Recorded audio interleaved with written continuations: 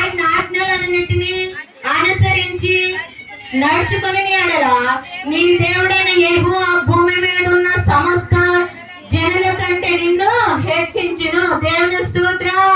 హల్లెలూయా. ఇక్కడ అంటండి యెహోవా మాట వినాలి. యెహోవా మాట వింటే అన్ని జనులందరికంటే నిన్ను హెచ్చిస్తానంటున్నాడు. దేవుని స్తోత్రం. హల్లెలూయా. మనం అందరూ ఏంటి దేవుని నమ్ముకొని నాకేం చేశాడు దేవుడు అంటాం. చెప్తున్నానండి, తోటకు నుంచి ఏమైంది పెంటికి వెళ్ళాం, పెంటి నుంచి డాబాకి వెళ్ళాం, మళ్ళీ ఏం చేసాడు అంటాం. ఒక ఆటో కొనుక్కున్నాం, ఇంకో ఆటో కొనుక్కున్నాం, ఏంటి ఇంకోటి ఆటో కొనుక్కున్నాం, ఇంకోటి ఆటో కొనుక్కున్నాం, ఏమన్నాం ఏం చేశాడు దేవుడు అంటున్నాం. అదేనండి, అదే కదా మనలో నుంచి వచ్చే స్వభావం. అదే కదా దేవుడు ఒక ఉద్యోగం ఇచ్చాడు, ఇంకో ఉద్యోగానికి ఇంకా పెద్ద ఉద్యోగం రావాలని అక్కడ కానీ కార్యం జరగకపోతే నాకు దేవుడు ఏం చేస్తాడు, ఈ నిందలు వేసే వాళ్ళగా ఉంటున్నాం కానీ అనేకమైన జనముల మీద నిన్ను శ్రేష్ఠగా నిర్మిస్తానంటున్నాడు.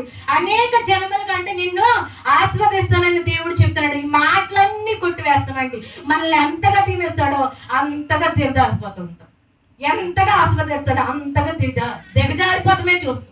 రాత్రి పాస్టర్ గారు కూడా ఆయన వాక్యం చెప్పాడు. ఏమని చెప్పాడు? ప్రార్థన గురించి చెప్పాడు అండి. ఎస్తేరు, మొర్దెకై, దావీదు అండి. దావీదు ఎలాంటాడు? గొర్రెల కాపరి. ఆయన ఏం చేశాడు? దేవుని సన్నిధిలో విరిగి నలిగిన హృదయంతో ప్రార్థన చేశాడు. ఆయన ఏమయ్యాడు? అంచెలంచెలుగా అండి గొర్రెల కాపరి నుంచి స్త్రీల ప్రజలకి రాజుగా నిర్మించడం దేవాది దేవుడు ఆయన ఎన్నుకున్నాడు, తీసుకొచ్చాడు అండి.